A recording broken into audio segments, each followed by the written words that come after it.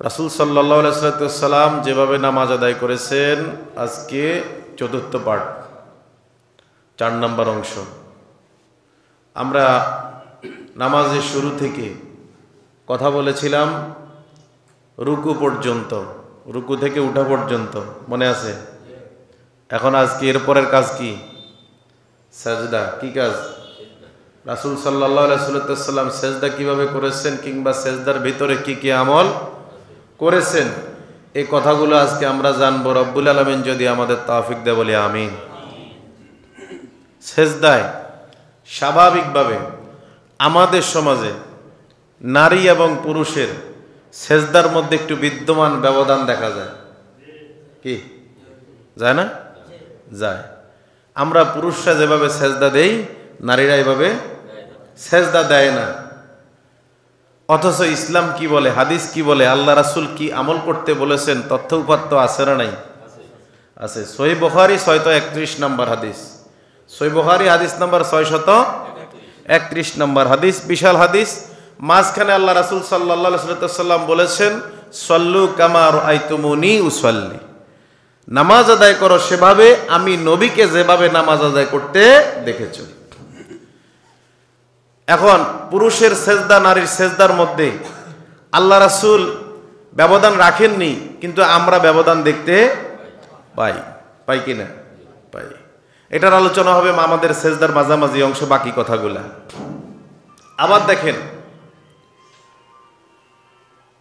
আমাদের সমাজে নারীরা যেভাবে নামাজ আদায় করে, থ্রি পিস পরে, ম্যাক্সি পরে, কাপড় পরে, মা বোনরা নামাজ আদায় করে না? করে। আসলে মূলত এই নামাজগুলো হয় কি হয় না, এটাও আমরা অনেকে জানি না। যদিও আমরা মনে করি যে পবিত্র কাপড় হলেই নামাজ হয়ে যাবে, কিন্তু আসলে নারীর জন্য সতর, নারীর যে সতর, সেই সতর যদি সে না ঢাকে তাহলে তার নামাজ হওয়ার কোনো সুযোগ নেই। এখন নারীর সতর কতটুকু? হাতের কবজি পর্যন্ত, কবজি থেকে সামনের অংশ খালি রাখতে পারবে, মুখ খালি রাখতে পারবে নামাজে। পায়ের পাতা যেটা তলা না উপরেরটা, পায়ের যে উপরের অংশ, এটা এই অংশটা অলরেডি তাকে ঢাকা রাখতে হবে, এটা খোলা রাখার কোনো সুযোগ। এখন থ্রি পিস পরুক, কাপড় পরুক, ম্যাক্সি পরুক, যাই পরুক, পাজামা পরুক, আসলে মূলত এই অংশ অনেকেরই কি থাকে না, ঢাকা থাকে না। যেখানে আবু দাউদ শরীফের 641 নম্বর হাদিস, আন আয়েশা আনিন নবী সাল্লাল্লাহু আলাইহি ওয়াসাল্লাম قال, মা আয়েশা রাদিয়াল্লাহু তাআলা বলেন, আল্লাহ রাসূল থেকে হাদিসটা বর্ণনা করেন, আন্নাহু قال, আল্লাহ রাসূল কি বলেন? আল্লাহ রাসূল বলেন, লা ইয়াকবালুল্লাহু সালাতান হাইদিন ইল্লা বিখিমার। আল্লাহ রাসূল স্পষ্ট বলছেন, যেই মহিলা, যেই নারী সম্পূর্ণ খিমার পড়ে, মানে পর্দা করে, ওড়না পড়ে, ঠিকঠাক মতো তার সতর না ঢেকে নামাজ আদায় করে, তার নামাজ আল্লাহ কবুল করেন না। কি বলছেন কথাটা? তার নামাজ আল্লাহ কবুল করেন না। যদিও এটা নিয়ে আমাদের সমাজে কিছু উলামায়ে কেরাম বলে যে না, মতানৈক্য আছে, বলে যে না, পায়ের পাতা এটা ঢাকার দরকার নাই, এটা হলো তার মন গড়া মতবাদ, নিজের মন চাইছে এজন্য বলছে। কিন্তু আল্লাহ রাসূল যেখানে বলছেন, হাদিসটা সহিহ, লা ইয়াকবালুল্লাহু, আল্লাহ কবুল করেন না, এর বাইরে আর কোনো কথা থাকতে পারে? আল্লাহ ওই নামাজটাই কবুল করেন না, হাইদিন ইল্লা বিখিমার, যেই নামাজ পরিপূর্ণ পর্দার সহিত সম্পূর্ণ সতর ডেকে আদায় করা না হয়। তাহলে বোঝা যায় আমার আর আপনার স্ত্রীদেরকে শখের অনেক কিছুই আমরা কিনে দেই, শাড়ি, জামা কাপড়, কোনো কিছুরই ঘাটতি কমতি রাখি না, চেষ্টা করি নিজে একটু খারাপ পড়লেও স্ত্রীকে ভালো পড়ানোর। কি? কিন্তু আমরা এদিকে খেয়াল রাখি না, আসলে সে যে 40 বছর, 30 বছর, 20 বছর নামাজ আদায় করতেছে, তার নামাজটা কবুল হয় কি হয় না, তার কি লেবাস দরকার, এটা আমাদের অনেকেরই জানা নাই। আর জানা না থাকার কারণে সে যে নামাজ আদায় করতেছে, তার এই নামাজগুলো হচ্ছে না, অপরাধী সে, পাশাপাশি আমি। এককভাবে সে দায়ী না, আমিও কিন্তু দায়ী। কথা বলেন, আমিও কি? তাহলে বোঝা যায় মহিলারা সম্পূর্ণ পায়ের উপরের অংশ, পাতার উপরের অংশ ঢেকে নামাজ আদায় করা লাগবে। এটাই তো ঠিক, রাসূল তো এটাই বলছেন। এবার আসেন আমরা সেজদায় যাব। সেজদায় গেলে আমরা অনেক সময় কেউ হাঁটু ফেলে আগে, কেউ হাত ফেলে আগে, আছে না নাই?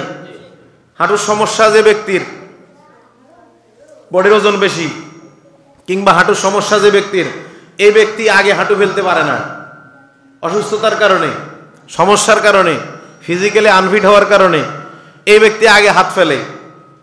সিস্টেমটা হচ্ছে আপনি আগে হাঁটু ফেলবেন, এরপরে হাত। কিন্তু আপনি যদি অসুস্থ থাকেন সমস্যা নাই, আগে যদি হাতও ফেলেন নামাজ হবে, সমস্যা নাই, যেহেতু এটা আপনার ফিজিক্যালি সমস্যা।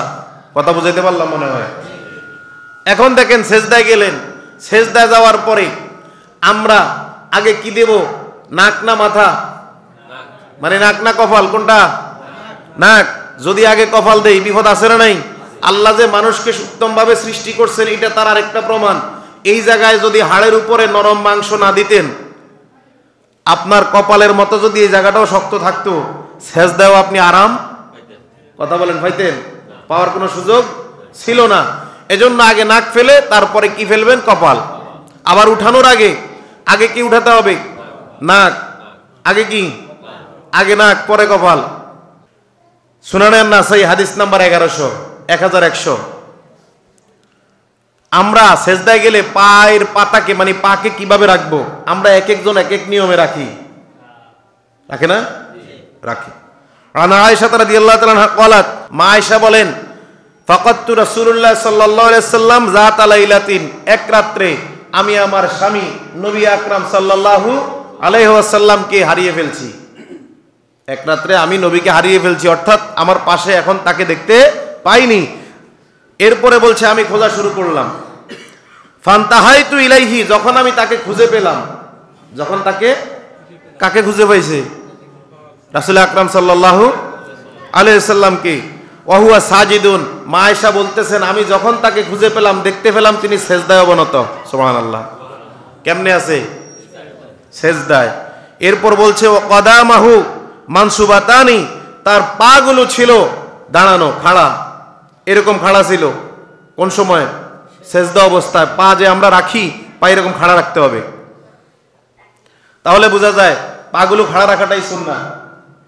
এটা আমল করলে আপনি একটা সুন্নাহ আমল করবেন 10 নেকি, কয় নেকি? তাহলে এই 10টা নাকি আমাদের যদি ঠিকঠাক মতো আমরা আদায় করি, পাবো কি পাবো না? পাবো। এবার কোনই তো রাখতে হবে। আমরা সেজদা দিলে পা রাখলাম, কোনই রাখার দরকার আছে না? কি বলতেছেন আল্লাহ রাসূল সাল্লাল্লাহু আলাইহি ওয়াসাল্লাম? আত-তিরমিজি হাদিস নাম্বার 260। আন ইবনে বুহাইনা রাদিয়াল্লাহু তাআলা আনহু আন্না নবী সাল্লাল্লাহু আলাইহি সাল্লাম, হযরত ইবনে বুহাইনা রাদিয়াল্লাহু তাআলা আনহু বর্ণিত, তিনি বলেন আল্লাহ রাসূল সাল্লাল্লাহু আলাইহি সাল্লাম কানা ইজা সাল্লা, যখন তিনি নামাজ আদায় করতেন, রাসূল আকরাম সাল্লাল্লাহু আলাইহি ওয়াসাল্লাম যখন নামাজ আদায় করতেন, ফাররাজা বাইনা ইয়াদাইহি, তিনি তার দু হাত উত্তোলন করতেন। যখন তিনি সেজদা করতেন তখন কি করতেন? দু হাত উত্তোলন করতেন। কতটুকু দেখেন, হাত্তা ইউবাদু অবিয়াদি ইবতাইহি, আল্লাহ রাসূল সাল্লাল্লাহু আলাইহি ওয়াসাল্লাম সেজদা যখন দিতেন হাতগুলো একটু উত্তোলন করতেন। কোনগুলো? এই যে কোনই, কোনগুলো? কোনই। আবার উত্তোলন করতেন, তবে হ্যাঁ এভাবে যেন না লাগে, পাঁজরে যেন না লাগে, পেটে যেন না লাগে, অর্থাৎ হাতগুলো ফাঁকা রাখতেন। এমন ফাঁকা রাখতেন আল্লাহ রাসূল সাল্লাল্লাহু আলাইহি সাল্লাম, ফাঁকা থাকার কারণে তার দুই বগলে যে, দুইটা বগল যে আল্লাহ রাব্বুল আলামিন এখানে নেয়ামত দিয়েছেন, এটা উজ্জ্বল দেখা যাইত। তাইলে এই বগলের শুভ্রতা পর্যন্ত প্রদর্শনী হইতো রাসূল যখন সেজদা দিতেন, হাতগুলো এতটাই উপরে থাকতো। তাহলে আমরা কিভাবে রাখবো? পেটের সাথে হাত মিলিয়ে রাখার আর কোনো সুযোগ নাই। এখন দেখেন তো নারীদের সেজদা পেটের সাথে হাত মিলায় না, কথা কয় না, মিলায় তো। তাইলে এখন বোঝা গেল রাসূল যেটা করে নাই সেটা করার কোনো সুযোগ নাই। এবার আসেন পায়ের পাতা, আমরা যে পা খাড়া রাখবো, পা খাড়া রাখলে আঙ্গুলগুলো কিভাবে রাখবো, এর সমাধান কি?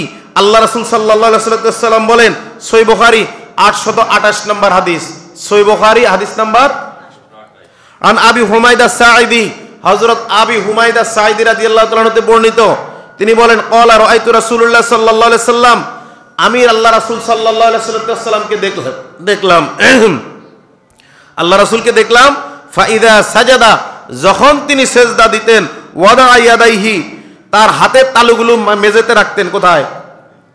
কথা কেন? হাতের তালুগুলো কোথায় রাখতেন? মেঝেতে, মানে ফ্লোরে, মাটিতে রাখতেন হাতের তালু। তবে রাখতেন যে গয়রা মুফতারিশিন, আল্লাহ রাসূল সাল্লাল্লাহু আলাইহি ওয়াসাল্লাম হাতের বাকি অংশ কিন্তু ফ্লোরে রাখতেন না, তালু রাখতেন, বাকি অংশ কি ফ্লোরে রাখতেন না। ওয়ালা কবিদুহুমা, এমনকি হাতগুলো সংকুচিত করতেন না, এইভাবে চাপাইয়া দিতেন না। হাতগুলো কি করতেন না? সংকুচিত করতেন না, চাপাইয়া দিতেন না। তাহলে বোঝা যায় নারীরা যে এইভাবে নামাজ আদায় করে চাপাইয়া দেয়, হাতগুলা দেয় না, দেয়। ওয়াস্তাকবালা বিআতরাফি আসাবিহার রিজালাইহিল কিবলা, আবার তার দুইটা পায়ের আঙ্গুল যেভাবে পা রাখছিল খাড়া, দুইটা পায়ের আঙ্গুলগুলো ভাঁজ দিয়ে কিবলার দিকে থাকবে। কোন দিকে? কোন দিকে? তাহলে আমি সেজদা যখন দেব পা খাড়া থাকবে, হাতগুলো ফ্লোরে থাকবে, হাতের তালু একটু আটো সাটো না, একটু ইজিলি সেজদা দেব, মাটিতে কোনোই লাগানোর কোনো সুযোগ নাই, পাগুলো খাড়া থাকবে। তবে পায়ের আঙ্গুলগুলো সরাসরি চাপ দিয়ে রাখবো, যাতে করে আঙ্গুলগুলো কি হয়, কিবলার দিকে থাকে। আমরা অনেকেই জানি না, অনেকে পা খাড়া করছে তো করছে, আঙ্গুলও খাড়া আছে না নাই? আছে। যার জন্য এই আমলগুলো আমাদের ভেতর থেকে পরিবর্তনের দরকার আছে না নাই? আছে। এবার সেজদার সময় আপনি আঙ্গুলগুলো কিভাবে রাখবেন? রুকুতে আঙ্গুলগুলো কিভাবে রাখার কথা ছিল, মনে আছে? রুকুলে আঙ্গুলগুলো ফাঁকা রাখার কথা ছিল, ছড়াইয়া রাখবে হাঁটুতে, ঠিক আছে? মনে আছে তো কথাগুলো? তাহলে সেজদার ক্ষেত্রে আল্লাহ রাসূল বলেন সেজদার ক্ষেত্রে আঙ্গুলগুলো থাকবে একত্রিত, এইভাবে। কিভাবে? একত্রিত, মিলানো। এইভাবে আমরা অনেকে হাত দিয়ে সেজদা দেই, কিন্তু মিলানো লাগবে, এটা সুন্নাহ। ইবনে খুজাইমা হাদিস নাম্বার 654, আন আলকামা ইবনে ওয়াইল আন আবিহি, হযরত আলকামা ইবনে ওয়াইল থেকে বর্ণিত, তিনি তার পিতা থেকে হাদিসটি বর্ণনা করেন। আন্না নবী সাল্লাল্লাহু আলাইহি সাল্লাম, আল্লাহ রাসূল সাল্লাল্লাহু আলাইহি সাল্লাম, কানা ইজা সাজাদা, যখন তিনি সেজদা দিতেন, কে দিতেন? আল্লাহ রাসূল সাল্লাল্লাহু আলাইহি ওয়াসাল্লাম সেজদা দিতেন নামাজে। যখন আল্লাহ রাসূল সেজদা দিতেন, যাম্মা আসাবিআহু, তিনি তার আঙ্গুলগুলোকে মিলিয়ে রাখতেন। সুবহানাল্লাহ। আঙ্গুলগুলো কিভাবে রাখতেন? মিলিয়ে রাখতেন। তাহলে আমাদের পায়ের আঙ্গুল, হাতের আঙ্গুলগুলো আবার আমরা অনেকে এইভাবে রাখি, এইভাবে, মানে সেজদা দিতে গেলে হাত অনেক সময় আমাদের বাঁকা হয়ে যায়, তালুগুলো সোজা রাখা লাগবে, হাতটাও, হাতের আঙ্গুলগুলো কেবলামুখী রাখা লাগবে। কোন দিকে? কেবলামুখী। আল্লাহ রাসূল সাল্লাল্লাহু আলাইহি ওয়াসাল্লাম সেজদা এবং তালু দুইটার মধ্যে আল্লাহ রাসূল সময় কম নিতেন না বেশি নিতেন? বেশি নিতেন। কিন্তু সেজদা কিভাবে দিতেন, মাথা কোন জায়গায় রাখবো, আছে সেই বর্ণনা। কি বলতেছেন আল্লাহ রাসূল সাল্লাল্লাহু আলাইহি ওয়াসাল্লাম? ইবনে খুজাইমা হাদিস নাম্বার 641। কোন হাদিস? ইবনে খুজাইমা হাদিস নাম্বার 641। আন ওয়াইল ইবনে হুজর রাদিয়াল্লাহু আনহু قال আতাইতুল মাদিনা, হযরত ওয়াইল ইবনে হুজর বলেন, আমরা যখন মদিনায় এলাম, আগমন করলাম, ফাকুলতু, তিনি বলেন, লা আনজুরান্না, আমি অবশ্যই দেখব।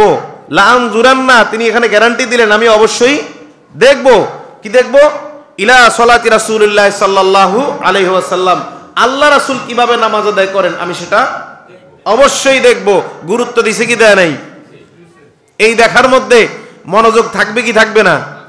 রাসূল থেকে যেহেতু নামাজ শিখবে, মনোযোগ অবশ্যই কি থাকবে। ফারাআইতুহু, আমি দেখলাম আল্লাহ রাসূল নামাজ শুরু করলেন। হাইনা ইফতাতাহাস সালাত, রাসূল নামাজ শুরু করলেন কাব্বারা তাকবীর দিয়ে, তাকবীরে তাহরিমা দিয়ে কি করছেন? নামাজ শুরু করলেন। ফারাফা ইয়াদাইহি, এরপর তিনি তার দুইটা হাত উত্তোলন করলেন। কতটুকু করলেন? ফারাআইতু ইবহামাইহি বিহিজাই উজনাইহি, তার হাতের বৃদ্ধাঙ্গুলি কতটুকু, কানের লতি পর্যন্ত উঠালেন। কতটুকু? ফাযাকারা বা'দাল হাদিস, অন্য হাদিসের বর্ণনায় পাওয়া যায়, ওয়া ক্বালা, তিনি বলেন, সুম্মা হাওয়া ফাসাজাদা, আল্লাহ রাসূল সাল্লাল্লাহু আলাইহি ওয়াসাল্লাম এরপর ঝুঁকে পড়তেন, যখন সেজদার জন্য তিনি সেজদা করতেন। ফাসারা রাসাহু বাইনা কাফাইহি, শুধু তাই নয়, তার মাথা কোথায় থাকতো? হাত, উভয় হাতের তালুর মাঝখানে। কোন জায়গায়? উভয় হাতের।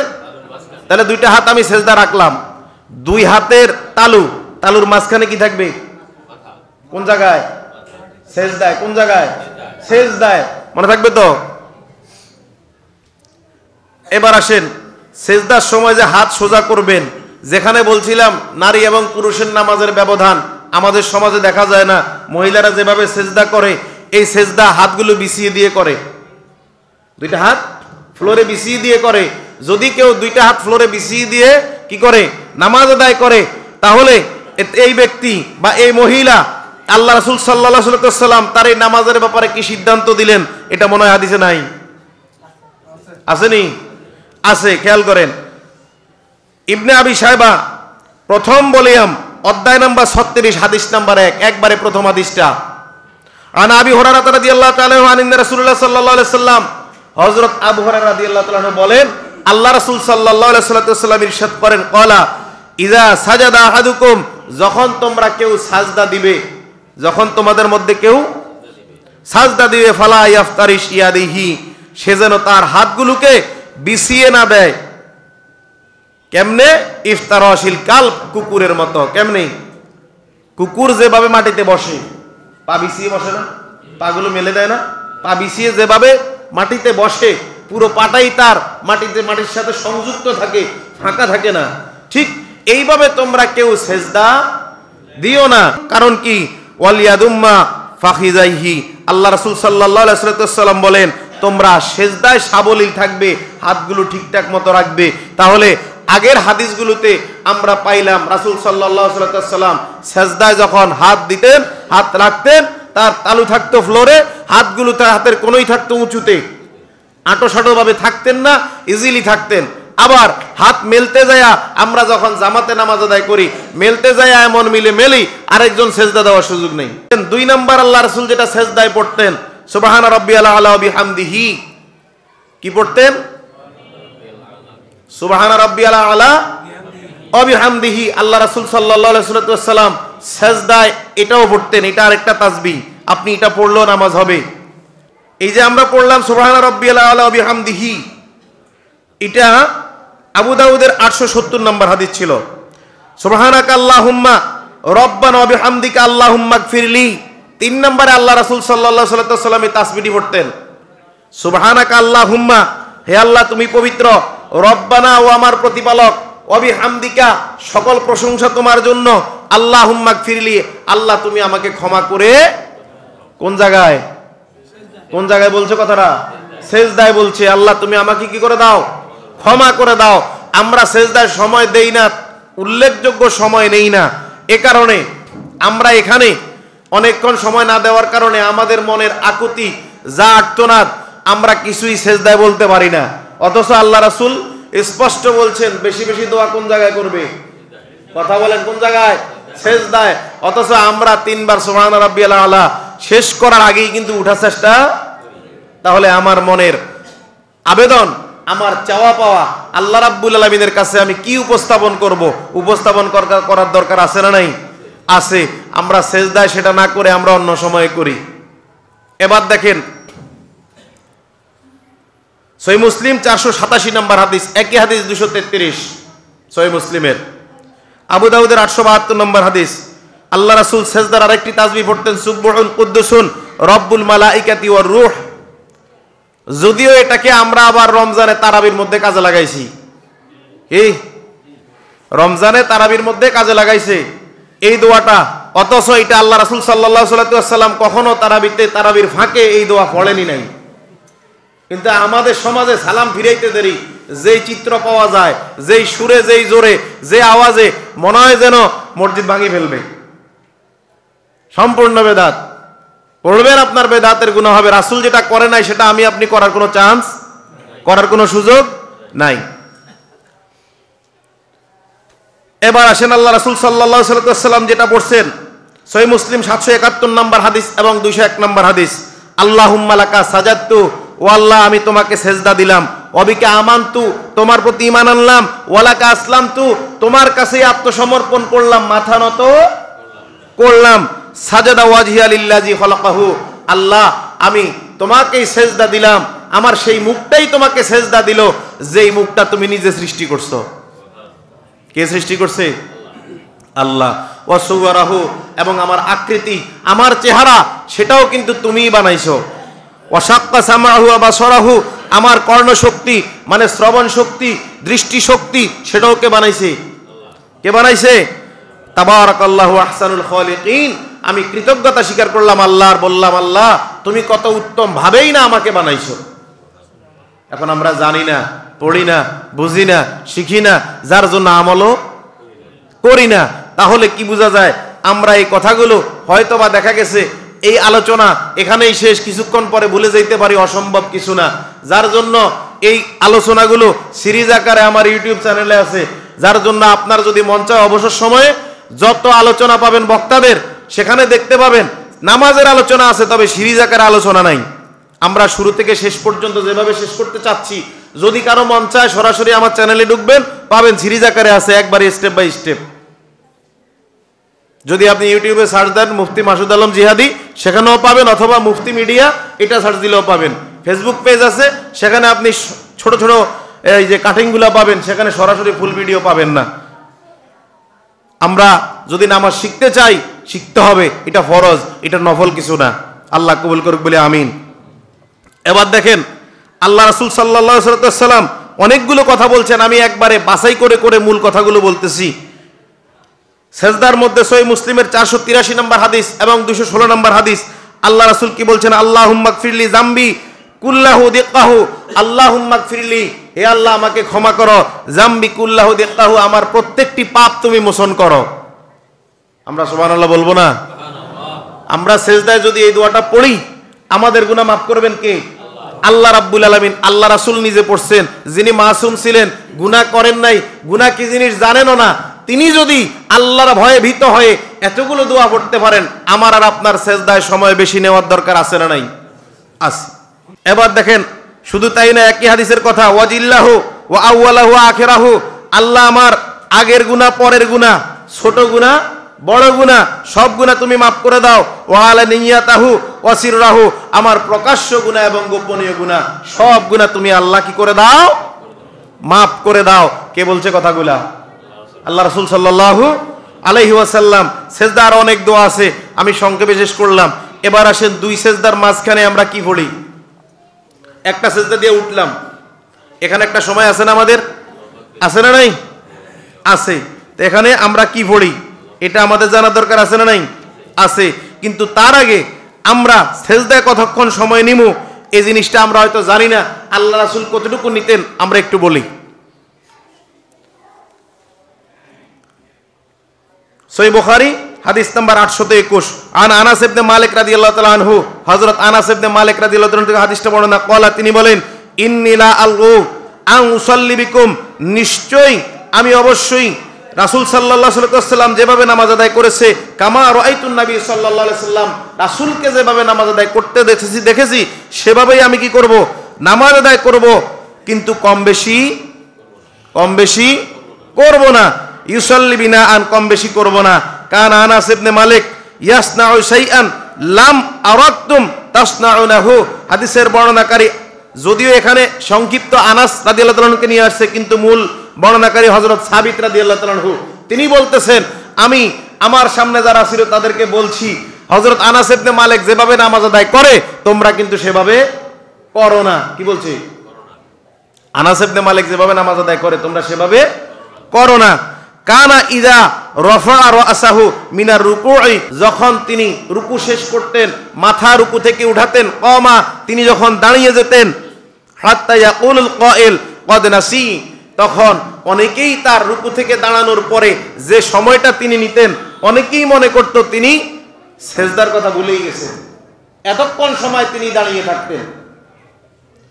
আমরা রুকু করার পরে রুকু থেকে ঠিকমতো উঠি না, বহু মুসল্লি আছে অর্ধেক উঠেই ওখান থেকে সেজদায়, আছে না নাই? রুকু করা ফরজ, রুকু করা কি ফরজ, রুকু থেকে সোজা হয়ে খাড়া হওয়া, এটা আছে না নাই শরীয়তে? আছে। এখন এখানে যে আপনি দাঁড়াইলেন, এখানে দাঁড়ায় অনেকগুলো দোয়া আছে যেটা আমরা রুকুতে শেষ করার পরে দোয়া হয়। তাহলে বোঝা গেল, আমরা এগুলো গত আলোচনায় করছি, রুকু থেকে দাঁড়িয়ে আপনি অনেকগুলো দোয়া আছে সেখানে পড়তে পারবেন। আমরা তো শুধু একটাই পড়ি, আমদান কাসিরান তাইয়িবান মুবারাকান ফিহি, এরপরে অনেকগুলো দোয়া আছে। আবার বলছো অবাইনা সাজদাতাইনে, তিনি যখন সেজদা দিতেন, অবাইনা সাজদাতাইনে হাত্তা ইয়াকুলুল কাইল, দুই সেজদার মাঝখানে তিনি এতটাই বিলম্ব করতেন, ওই যে একটু আগে বলছি সেজদা একটা দিছি এবার বসছি, এই বসাতেও আমরা বেশি সময় নেই না, কিন্তু তিনি এতটুকু সময় নিতেন। কি নিতেন? হাত্তা ইয়াকুলুল কাইল ক্বাদ নাসাই। বর্ণনাকারী বলতেছেন যে হযরত সাবিত রাদিয়াল্লাহু তাআলা আনহু এতটুকু সময় তিনি নিতেন দুই সেজদার মাঝখানে। মানুষ বলতো তিনি মনে হয় পরে সেজদা দিতে ভুলে গেছেন। কি তাহলে হাদিস থেকে কি পাইলাম? রুকু থেকে দাঁড়িয়ে এতটাই সময় নিতেন, মানুষ মনে করত সেজদা দিতে ভুলে গেছেন। এক সেজদা দিয়ে বসে এতটুকু সময় নিতেন, মানুষ মনে করত পরে সেজদা দিতেই ভুলে গেছেন। তাহলে আমরা এতটুকু সময় নেওয়ার দরকার আছে না নাই? আছে। এবার আসেন দুই সেজদার মাঝখানে আমরা কি পড়বো? আল্লাহ রাসূল পড়ছেন আবু দাউদ শরীফের 874 নম্বর হাদিস, রব্বিক ফিরলি রব্বিক ফিরলি, আল্লাহ আমাকে ক্ষমা করে দাও, আমাকে ক্ষমা করে দাও। এবার আসেন আরেকটা দোয়া আছে, প্রসিদ্ধ দোয়া। আল্লাহ রাসূল সাল্লাল্লাহু আলাইহি ওয়াসাল্লাম আবু দাউদ শরীফ এবং তিরমিজির মধ্যে এই হাদিসটি নিয়ে আসছেন, ইবনে মাজাহ হাদিসটি আছে। আল্লাহ রাসূল বলেন, কি বলেন দেখেন, আল্লাহুম্মা গফিরলি, হে আল্লাহ আমাকে ক্ষমা করে দাও, ওয়ারহামনি, আমার উপর তোমার রহমত নাজিল করো। কি করো? প্রথম কথা বলছি কি? আমাকে ক্ষমা করো। এরপর বলছি কি? আমার উপর রহমত নাজিল করো। আহদিনি, আমাকে হেদায়েত দাও, সঠিক পথ দেখাও। এই প্রার্থনাগুলা আল্লাহর নবী করছেন, আমাদের করার দরকার আছে না নাই? আছে। এরপরে বলছে ওয়াজিবুরনি, শুধু তাই নয়, আমার জীবনের যত ক্ষয়ক্ষতি আছে, যত লোকসান আছে, যে কোনোভাবে আমার লোকসান হয়ে গেছে, আল্লাহ তুমি এটা পূরণ করে দাও। আমরা তো হাহাকার, ডিপ্রেশন, টেনশন, লোকসান হইলে আমাদের দুনিয়া থাকে না, এতটাই টেনশন আমরা করি। অথচ আল্লাহ রাসূল সাল্লাল্লাহু আলাইহি ওয়াসাল্লাম প্রার্থনা করছেন আল্লাহর কাছে, আমার এই ক্ষয়ক্ষতি তুমি পূরণ করে দাও। ও আফিনি, আল্লাহ আমাকে নিরাপত্তা দান করো। কি করো? নিরাপত্তা দান করো। ওয়ারজুকনি, আমার রিজিক বৃদ্ধি করে দাও, আমার রিজিকের যত সমস্যা আছে সকল সমস্যা তুমি সমাধান করে দাও। ওয়ারফানি, আমার মর্যাদা বৃদ্ধি করে দাও। কি করো? আমার মর্যাদা। তাহলে আল্লাহ রাসূল সাল্লাল্লাহু আলাইহি ওয়াসাল্লাম এখানে যে কথাগুলো বলছেন, দুই সেজদার মাঝখানে এবং সেজদার মধ্যে, আমরা এর ভিতরেই কিন্তু আমাদের নামাজের পরে, আমরা ফরজ নামাজের পরে সম্মিলিত মুনাজাত দিয়ে আল্লাহর কাছে যা চাইবো সেটা কিন্তু আমাদের নামাজের ভিতরে। প্রমাণ কোথায় হয়? কোন জায়গায়? নামাজের ভিতরে। এজন্য আমাকে নামাজের ভিতরেই আমার যা চাহিদা আছে, রাসূল যেভাবে চাইছেন সেভাবে চাইবো, আল্লাহ রাব্বুল আলামিন আমাকে দিবেন। সূরা ফাতিহায় আমরা বলছিলাম, আমার বান্দা তাই পাবে যা সে আমার কাছে চায়। মনে আছে? মনে আছে? মনে আছে।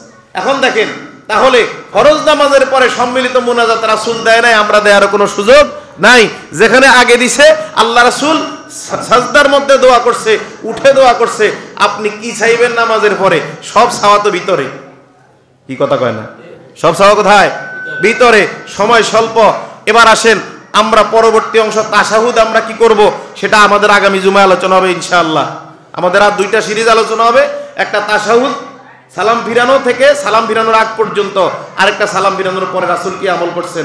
দুইটা সিরিজ হওয়ার পরে নামাজের আলোচনা শেষ। এবার আসেন আজকে ডিসেম্বরের কয় তারিখ? 27 তারিখ। 31 তারিখ সামনেই তো। 31 তারিখ সামনে না? 31st নাইট মুসলমানের সন্তান পালন করে কি করে না? কথা কয় না।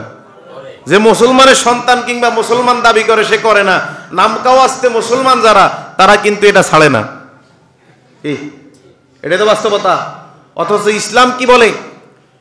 এই যে জানুয়ারি মাস কিভাবে আসলো, আপনি গুগল সার্চ দিলে দেখতে পাবেন। গুগল সার্চ দিলে রোমান খ্রিস্টানদের দেবতার নাম ছিল জানুস। কি ছিল? জানুস। আপনি গুগল সার্চ দিলে দেখতে পাবেন। এই জানুস দেবতা তাদের কাছে এতটাই প্রিয় ছিল, এর দুই সাইডেই মুখ ছিল। এই সাইডেও মুখ, এই সাইডেও। এই মূর্তির দুই দিকেই তারা মুখ রাখছিল। এখন বাসার মধ্যে যেমন হিন্দুরা লক্ষ্মী পূজার পরে লক্ষ্মী দেবতাকে ঘরে রাখে না, এরা কিন্তু প্রত্যেকেই এই জানুস দেবতাকে ঘরে রাখতো। 31st নাইট ডিসেম্বরের 31 তারিখ রাত্রে নাচ গান হট্টগোল যা দরকার এই সম্পূর্ণ মূর্তির সামনেই তারা করত। কোন মুখ? যেটাই 1 বছর ছিল ওটার সামনে। 12টা 1 মিনিট। এবার তারা এই মুখটাকে ঘুরাইয়া এই মুখটা নিয়ে আসতো, যেটা পিছে ছিল এটা নিয়ে আসতো 12টা 1 মিনিটে। এরা ভাবতো এই দেবতার এই চেহারা, এই অবয়ব যদি তারা সব সময় দেখে, তাহলে তাদের জীবনটা সুন্দরে কাটবে, তাদের ভবিষ্যৎ ভালো হবে। এই দেবতার কল্যাণে তাদের কোনো সমস্যা আর থাকবে না, অভাব অনটন থাকবে না, তাদের যা চাহিদা আছে সব এই দেবতা পূরণ করবে, বলি নাউজুবিল্লাহ। এজন্য তারা নাচ গান করে এক দেবতাকে বিদায় দিয়া আরেক দেবতাকে বরণ করার জন্য। এই দেবতার নাম জানুস, আর তার এই নামের ভিত্তি করে জানুয়ারি মাস নামান্তর করা হয়। জানুয়ারি মাস আমরা ক্যালেন্ডারে পাই, এই তার মাধ্যমেই এই নামটা উপস্থাপন করা, আবিষ্কার করা হয়। অবশেষে এই জানুয়ারি মাসটা খ্রিস্টান রোমানরা এটা তারা এই দেবতার নামে উৎসর্গ করে, বলি নাউজুবিল্লাহ। এখন মুসলমানের সন্তান যে ব্যক্তি, সে কখনো এটা পালন করতে পারে না। আবু দাউদ শরীফ 4031 নম্বর হাদিস, আন আব্দুল্লাহ ইবনে ওমর রাদিয়াল্লাহু আনহু قال قال রাসূলুল্লাহ সাল্লাল্লাহু আলাইহি ওয়াসাল্লাম, হযরত আব্দুল্লাহ ইবনে ওমর বলেন, আল্লাহ রাসূল সাল্লাল্লাহু আলাইহি ওয়াসাল্লাম ইরশাদ করেন, কি করেন, মান তাসাব্বাহা বিকওমিন, যদি কোনো ব্যক্তি কোন ধর্মের অনুসারীর, কোন সম্প্রদায়ের অনুসারী হয়, ফাহুয়া মিনহুম, সে তাদের দলের অন্তর্ভুক্ত, বলি নাউজুবিল্লাহ। আপনি কোন ধর্মের অনুসরণ করেন কিংবা কারো কোন ধর্মের কিঞ্চিত মানেন, রাসূল বলছে আপনি তাদের দলের অন্তর্ভুক্ত, আপনার ভিতর আর ঈমান থাকবে না, ঈমান থাকার কোনো সুযোগ নাই। সূরা আল ইমরান 26 নম্বর আয়াত শেষের অংশ, আল্লাহ রাব্বুল আলামিন কি বলছেন, বিয়াদিকাল খায়র, সকল কল্যাণ কার থেকে আসে, কথা কয় না। সাথে সাথে আল্লাহ এটাও বলছে, ইন্নাকা আলা কুল্লি শাইইন কদির, আমি আল্লাহ রাব্বুল আলামিন সর্বময় ক্ষমতার অধিকারী, তোমার সকল কল্যাণ আমি আল্লাহ রাব্বুল আলামিন দেই। সুতরাং মুমিন কখনো অন্যের কল্যাণ কামনা করতে পারে না। সূরা হাসর 23 নম্বর আয়াত, আমি আর আপনি সকালবেলা ঠিকই পড়ি, সন্ধ্যায় ঠিকই পড়ি, ওয়াল্লাহুল্লাযী লা ইলাহা ইল্লাহু, ঘোষণা দেই কি, তিনি সে আল্লাহ যিনি ছাড়া কোনো ইলাহ। এরপরে বলে আল মালিক, তিনি আমার মালিক, আল কুদ্দুস, তিনি কি, পবিত্র। এরপরে বলি কি আসসালাম, তিনি শান্তিদাতা। তাহলে আমরা ঘোষণা দিচ্ছি শান্তিদাতাকে আল্লাহ। পরের অংশে বলছে আল মুমিন, অর্থাৎ তিনি নিরাপত্তা দাতা। তাহলে আমি মুসলমানের সন্তান হিসেবে আমি ঘোষণা দিচ্ছি আমার সবকিছুর দায় দায়িত্ব রক্ষণাবেক্ষণ সব আল্লাহর। আর আমি যদি 31 নাইট পালন করি, আমি মুশরিক, আমি কাফের, আমি নাফরমান, আমি বেঈমান, আমার ঈমান সম্পূর্ণ নাই। আল্লাহ আমাদেরকে হেফাজত করুক, বলে আমিন।